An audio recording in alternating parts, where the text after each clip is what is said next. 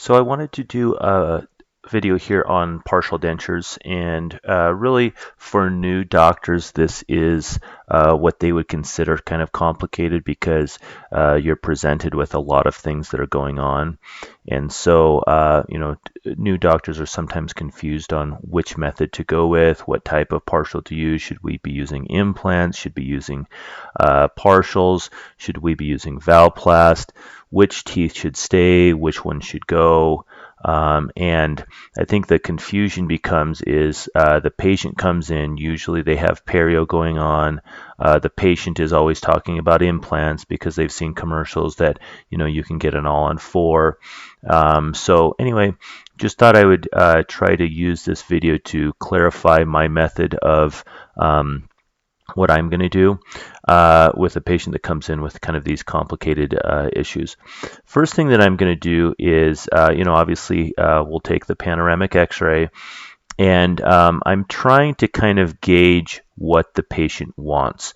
Are they trying to keep all of their teeth and just write them out as long as they can, which is usually fine. I don't really mind patients keeping teeth as long as they don't have abscesses or there's bone loss that could cause them to lose additional teeth. I kind of want to get them just as cleaned up as much as possible. But if they're wanting to keep teeth, I definitely want to do the same.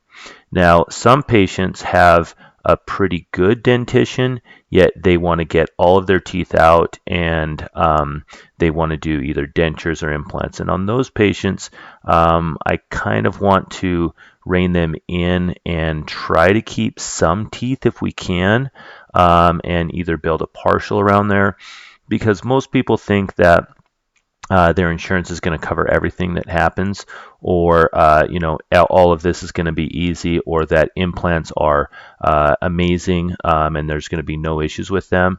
And so I always try to tell them that maybe you will get into implants, but it might not be for 10 to 20 years. And if we can save some natural teeth and get you something that works for you, I'd rather get you into implants in 20 years versus right now, because even implants unfortunately have a potential to fail. And the implant based prosthesis, again, just like everything in dentistry, may look good today, and it might look good as you walk out of the office, but it's always going to be a lot more maintenance than your natural teeth. So I usually start with them and just kind of gauge their attitude, whether they are wanting to remove teeth or keep teeth, and then we kind of try to get on the same page. But my dialogue to them usually is, you're a patient, kind of like an 18-wheel, you've lost a few wheels, and so the remaining teeth are doing a lot more work. It would be ideal to get all 18 of your tires back, or all 18 of your wheels, so that all of the wheels are having the same amount of function, and you're not wearing the front teeth out just because you're missing 10 of the back tires, okay? So we want to have all of that biting surface.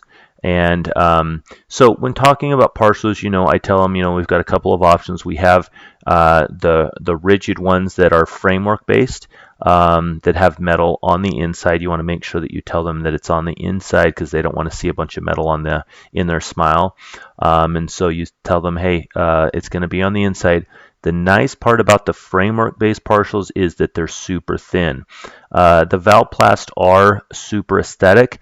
The issue is that a lot of times when that Valplast is up on their palate, they're going to feel a big, huge bump up there. And so sometimes the framework is a little bit of a better option for those people who are super particular about what's in their mouth and the size and getting used to things. I also tell them that, they might be thinking about a full lower denture because, they see all of these bad teeth in their mouth. But even if we can keep just a couple of teeth on the lowers, which are usually the canines and maybe an additional premolar or two, that it's going to make a huge amount of difference, because a full lower denture is about 4 times harder than an upper to get used to, because you just have gravity that's going to hold it in, versus a partial where you're going to have those teeth to grab onto, and it's going to be probably even better than the upper, okay? So, just with some of the guidelines there, when and we'll go through some examples and kind of help you kind of see what I'm looking for as far as treatment plans. But some of the guidelines is that we're always trying to keep teeth that can be saved, especially on the mandibular. So a lot of times I'm seeing new dentists that see something that's more complicated than what they've seen in dental school, and so they just kind of like, oh, let's get all the teeth out and get you dentures. But you should really try to keep specific teeth and try to get 4 points of contact so that just like a table, your partial will be able to stay. If you have less than 4 points of contact, you're going to have a lot harder time keeping that patient happy and keeping them using a partial, okay? So you'll see in the lessons learned many new doctors unfortunately edentulating patients unnecessarily just because they felt overwhelmed, okay? Mobility is your most important parameter in saving teeth, okay? So I never look at an x-ray and say, ooh, that tooth has 80% bone loss, we've got to get it out. I have to check mobility because you have to think about it as if it were your own grandmother. If your own grandmother had two canines that had 80% bone loss but were solid as a rock, would you edentulate your grandmother just because your professor told you that you can't put a partial on a tooth that has 80% bone loss? No. You would tell your grandmother, hey, let's get 5 years out of this, it might loosen up, and if that's the case, hey, we'll have to go to a partial or to a full denture. But if we can even get 5 years out of this tooth, you're going to have a much better quality of life than having to go to that full lower denture, okay? So mobility is your most important parameter for saving teeth. So I'm going to go through, if I'm doing my treatment plan, I'm going to go through every single tooth, and I'm like, okay, do I have 4 teeth on the upper that are non-mobile? Okay, and are they configured in a way that it's kind of like a table where the legs are spread out? If so, I might think about a partial on the upper, okay? If it's less than 4 points of contact or 4 stable teeth on the upper, I'm probably thinking about a full upper because those ones stick a lot better than the lower because of suction, okay? Now on the lower, I need 2 points of contact or 2 stable, essentially, legs on my table. And if I can get that, then I'm good to go. So usually those are the canines. I'm not going to really put an abutment on an incisor unless they have a canine missing and everything else is looking good. So again, I'm looking for 4 points on the upper and at least 2 on the lower. And a lot of times with those lowers, let's say that you've got you got 2 canines, but one's kind of decayed a little bit. Hey, that's a perfect time for you to maybe crown both canines and maybe root canal one and crown it and crown the other one so that you have these 2 stable legs for your lower partial, okay? So if it's solid, most likely keep it unless it's unrestorable or there's pathology or infection, okay?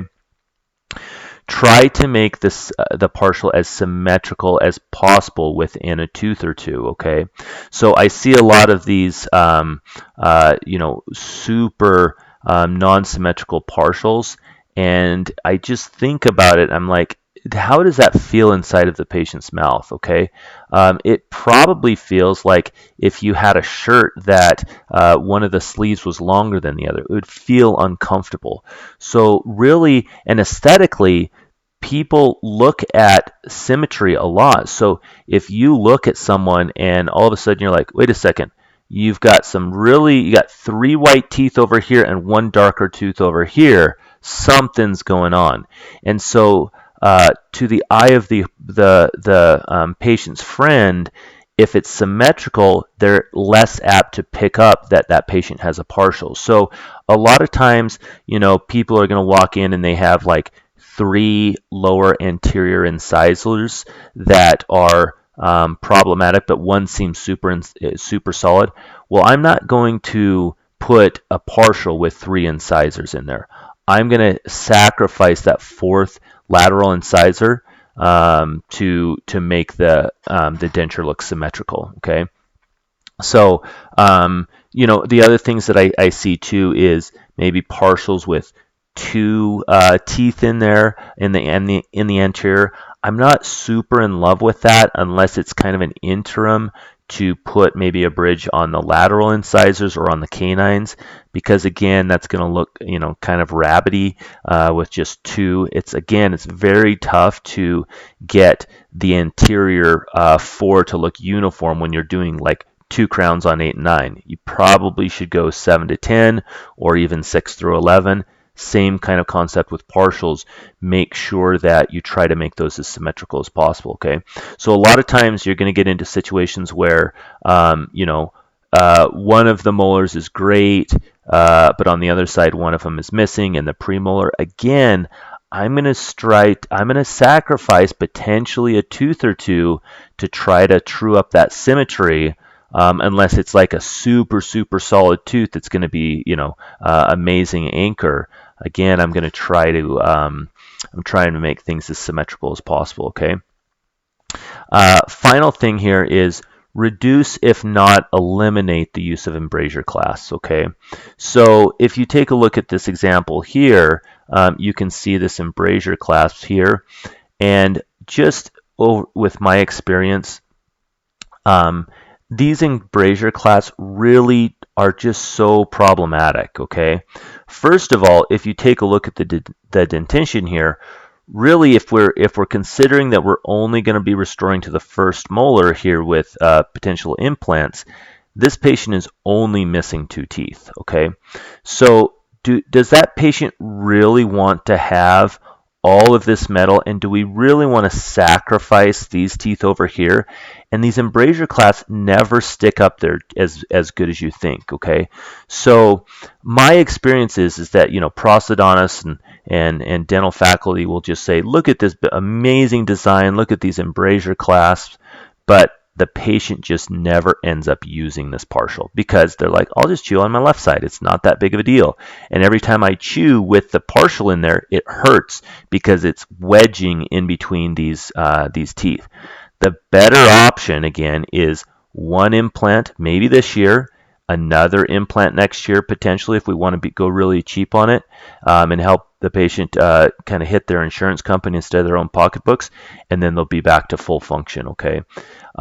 So I have not done, and I tried a couple of embrasure clasps after dental school, and patients just couldn't stand them, and they always didn't like the fact that I was modifying their teeth over here, and so they just never wore them with embrasure clasps. So again, too, if you're having to wrap around the backside of the second molar to get retention, usually patients don't like that very much. So you're usually in a situation where you've lost 4 or more teeth before you need to start thinking about partials. Okay, so I just put a quick decision matrix here on if you're going to go with Valplast, framework-based partials, or implants. And this doesn't really talk too much about the financial component, which is important. Understanding that a framework-based partial is going to cost a little bit more than a Valplast, and maybe your particular insurance company doesn't really reimburse you, or the patient's a little bit more price sensitive, you might want to think about going with a Valplast instead of a framework-based partial. But here's mostly my clinical uses of the Valplast versus the framework versus the implants, okay? So with the Valplast, if you have 4 or less anterior only teeth missing in one arch, I'm definitely going to go with a Valplast. I'm not going to do a framework-based partial because that would essentially cause you to have to retain or create a clasp around the second molar.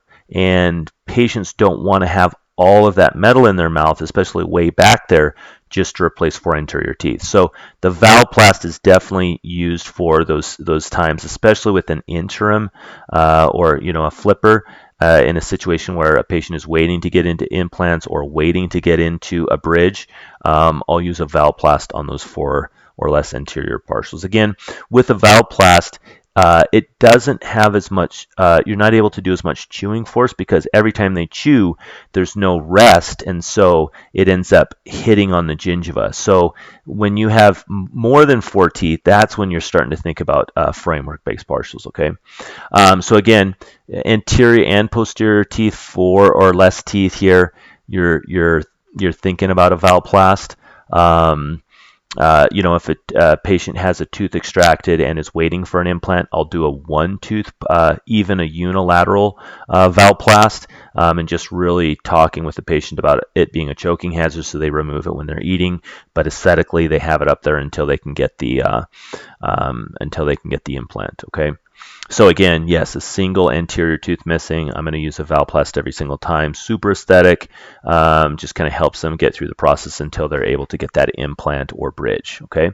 So when am I using the framework-based partials? That's when I have 4 or more posterior teeth missing. Now again, this is if there's no financial constraints. I'm going to probably go with a framework-based partial. Why? Because it has those rests. It has more rigidity. It's going to be easier on the palate. It's going to be easier on the lingual surface of those anterior 4s. So it's more comfortable for the patient. It's less intrusive, and it's going to help them with biting. So we're really kind of replacing those 18-wheel tires with better replacements than with a valplast, which kind of is squished down and invades the gingiva. Okay, and then implants. Implants, we know all of their uses, but when you in a situation like this, I would just, with this embrasure class, I would really, with the price of implants now, I would really encourage the patient to get implants here instead of this partial with an embrasure. The only reason that maybe something like this would work would be is if there's no bone at all and they aren't willing to go through a lateral sinus lift or they have some kind of a medical condition. But again, implants, and obviously implants, single tooth implants will be used for less than 4 teeth that are missing. Obviously, there's all on 4s and snap-in dentures and all that kind of stuff that implants can be used for. So I'm just going to go through a couple of examples here of patients who've walked into my office. I'll give you the pre-op x-rays here and then show you what my treatment plan was. So you'll notice the same pattern in a lot of patients. So when you have a patient come in, coming right out of dental school, this is very complicated because you're thinking, oh, should I send them to perio? There's decay going on. But when you talk with a patient and they're usually pretty demoralized about their own dentition, and they'll probably say, yeah, I just want to get dentures. This becomes easier because your options are, I'm going to first of all eliminate all teeth that are really going south quickly. So if you take a look at this tooth number 2, 90% bone loss, probably not going to be very good. Also, we're not using it. So that's a tooth that's sacrificable. Look at number 5. 5 has 90% bone loss. It's probably mobile, not a good tooth. Okay. Now number 6 is actually looking pretty good. The issue becomes is now we have these anterior teeth that she probably had braces, and we have foreshortened roots, so they're mobile. Okay, that's problematic. I can already, as an experienced dentist, know that we're probably going into a full upper right now. Why? Because if 2 was super solid, okay, I would be able to have 4 points of 4 good teeth, and I could make a 4-legged table: 2, 6, 11, and this 14. But because 2 has all of this bone loss, I'm almost already thinking we can either do, if 6, 7, 8, 9, 10, 11 are all solid, I could maybe use 14, I could use 11, I could use 6, but because these anteriors are mobile, I'm already thinking we're probably thinking about a full upper. We know that 15 has this huge decay. It's probably coming out. 14 looks okay. So we're thinking about either a partial with 3 legs or a complete upper. Okay. On the bottom, we can see 18 definitely has to come out. Okay. 19 is problematic because we have a root canal, but we have a furcation involvement. So that's tough, okay? 30, also tough. So I might be able to keep this premolar here, this premolar here. The anterior four aren't super beautiful. So, if they're solid and the patient likes the aesthetics of the anterior four on the lower, I could maybe keep them. And then, so let's take a look. So we're looking at a good canine here, a good premolar. So I definitely have 4 teeth on the bottom that I can keep because both of these teeth are furcation involvement. They're probably coming out. 18 is definitely coming out.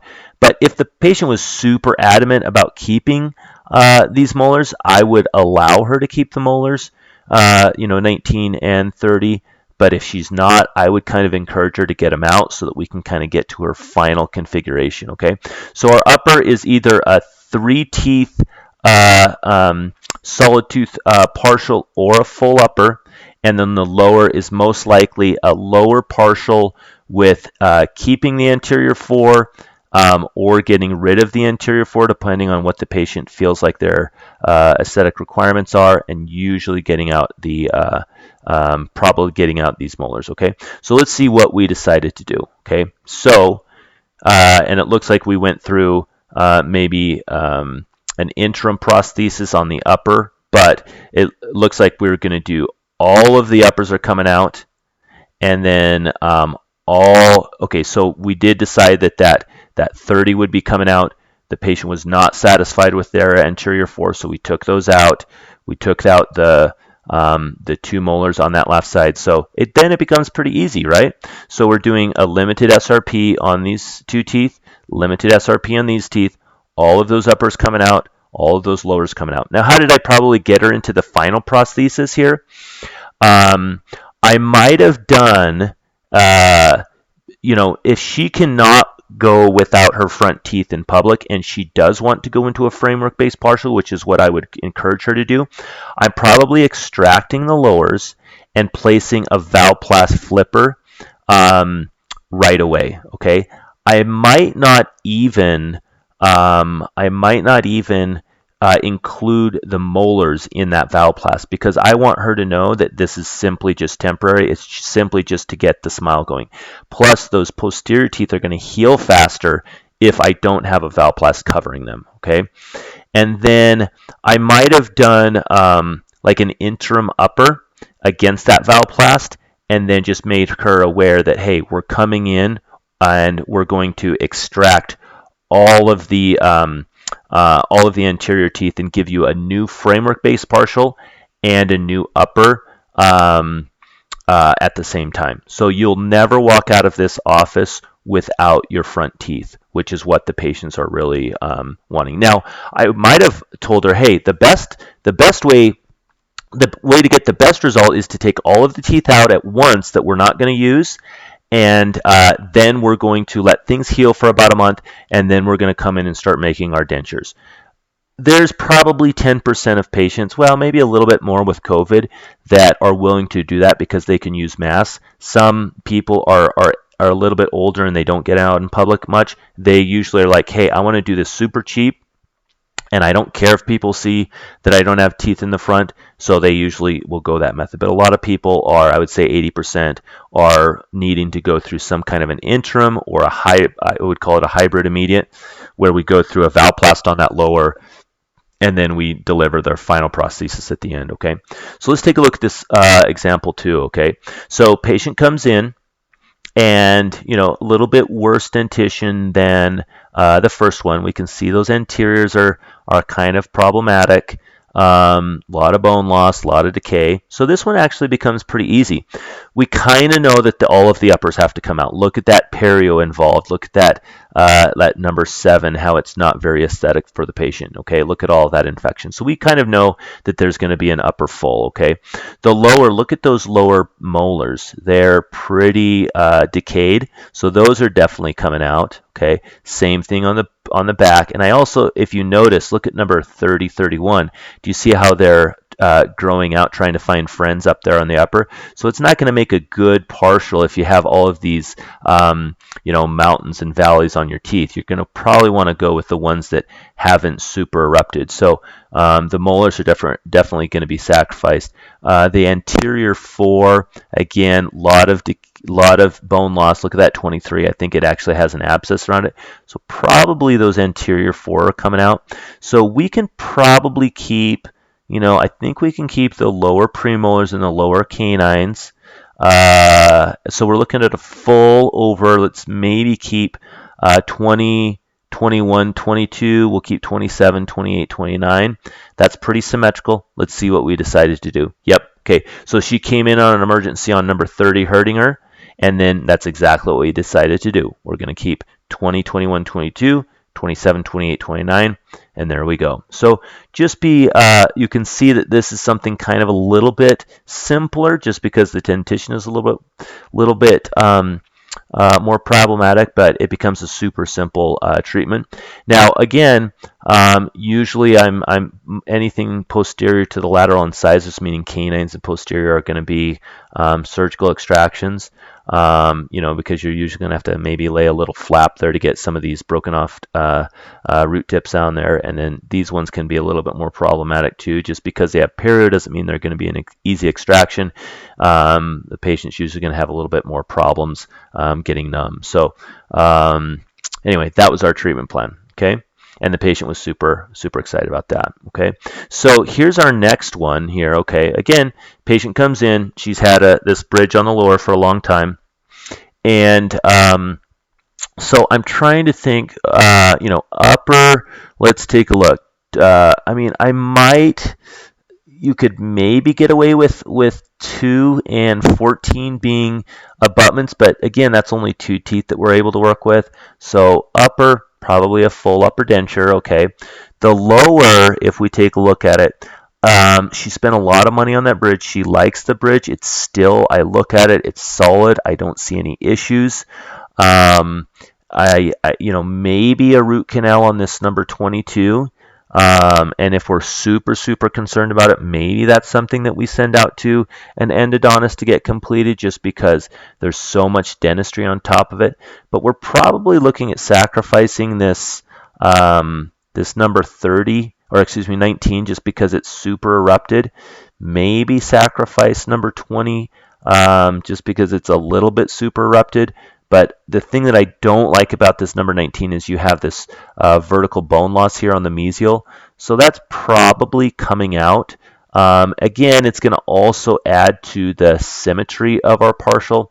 So, if you decided you were going to take out number 20, I'd be on board with that. If you said you're going to leave number 20, I'd also be on board with that, especially since if 19 comes out, I don't like that there's that little furcation there. So 19 comes out. We see if the bone heals on 20.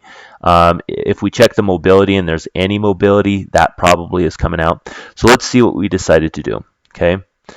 So we decided to keep number 20 in this case, and 19 came out, and then we did a full upper and partial on the lower. Okay.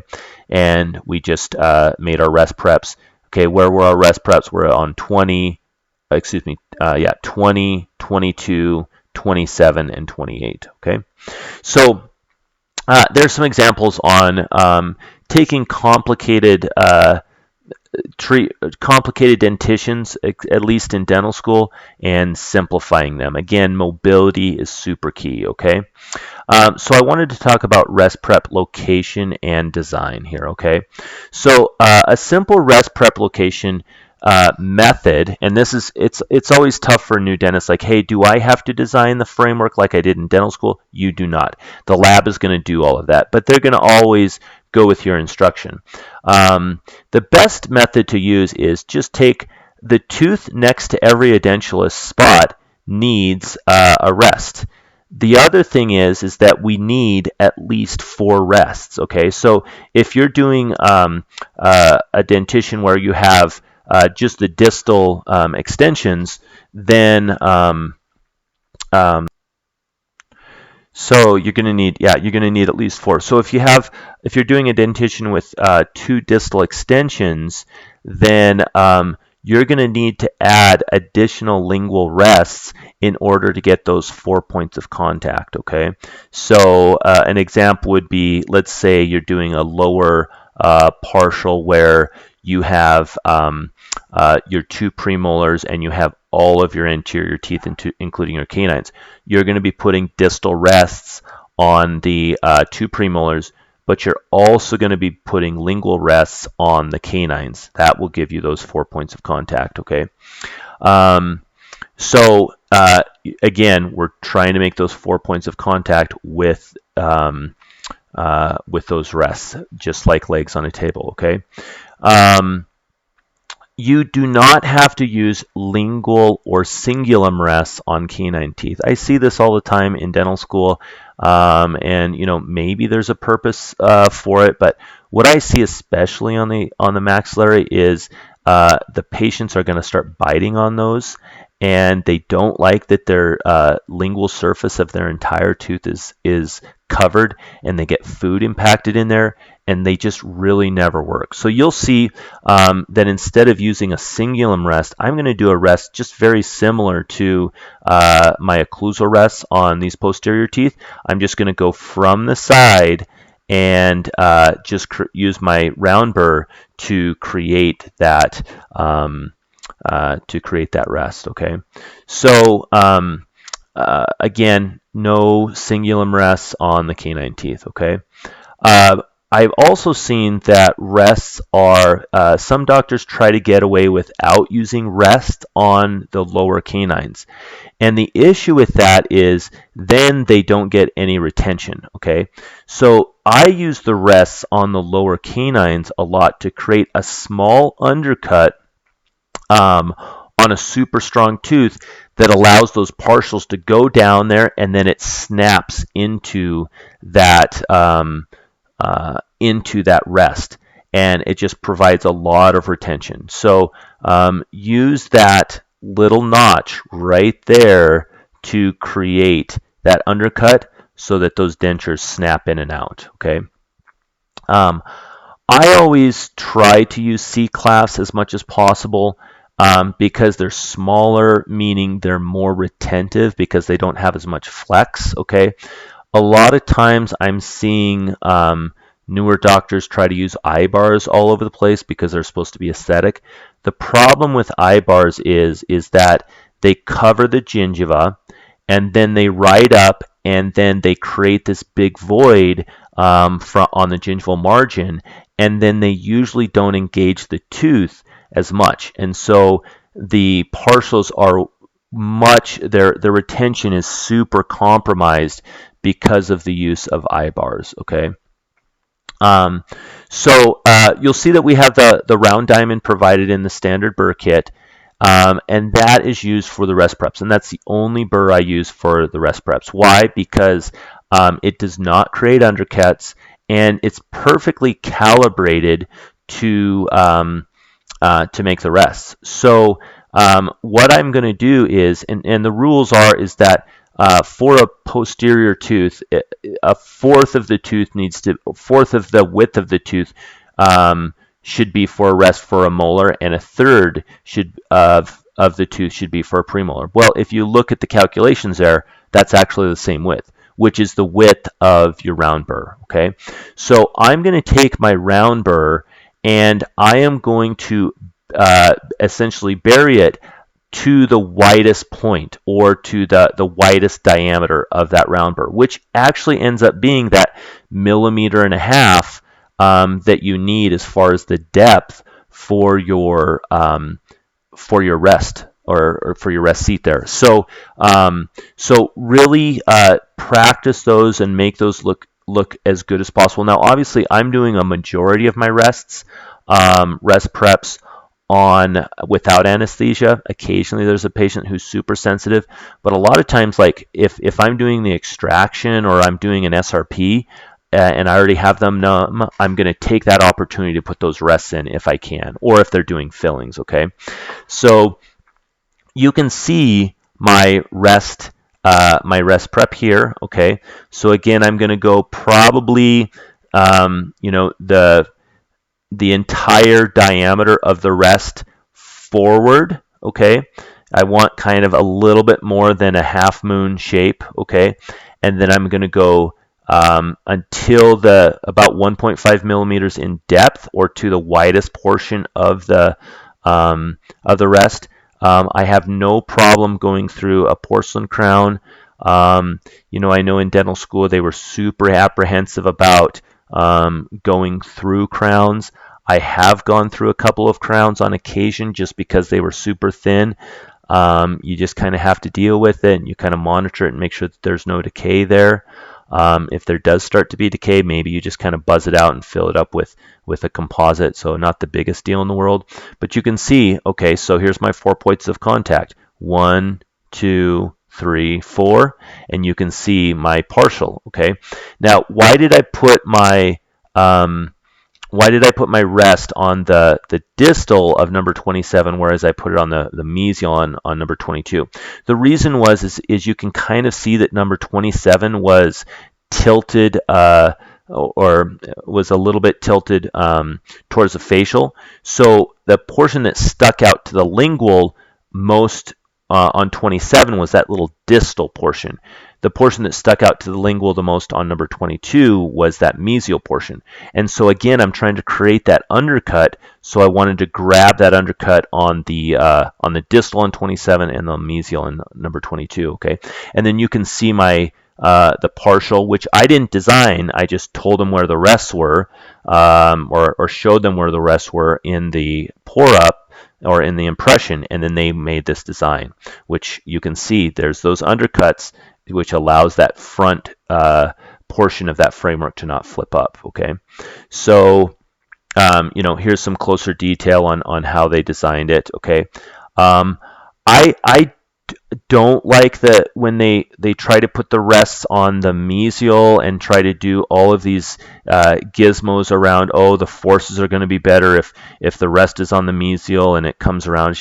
It just becomes too much of a complicated design, and it's harder to adjust. I've delivered, hundreds of these parsers exactly with this configuration, and a large majority of patients get along super fine with this design. So anyway, that's what I have to go over with partials. I hope you take this video and think about how you can simplify your treatment planning and get to kind of the final destination as soon as possible with the patients, so that they can kind of clean up their dentition and be a lot more healthy. And so one of the last things that I tell the patient when I'm doing the treatment planning is Frank, I am super excited to get you into a situation where you're going to have this beautiful smile, and you're going to feel good. You're going to not have any of that infection in there. And I know you've been dealing with toothaches and all these expensive procedures throughout your life. We're going to be able to do it for very cost effective. And we're going to work our fingers to the bone to make sure that you look good and you're completely satisfied with whatever we give you. And then I just follow it up with, we're going to be going through our, potentially 5 visits. And our second visit is the fine detailed impression, where we make sure that it's going to snap on just as best as possible at the very end. The second to the last visit is what's called an aesthetic try-in. We're going to have all the teeth set up in wax, make sure that you're absolutely satisfied with whatever we're going to deliver. If you are, then you get it the next time. Time frames, we're looking about a month and a half, depending on how long we're going to be in the healing process.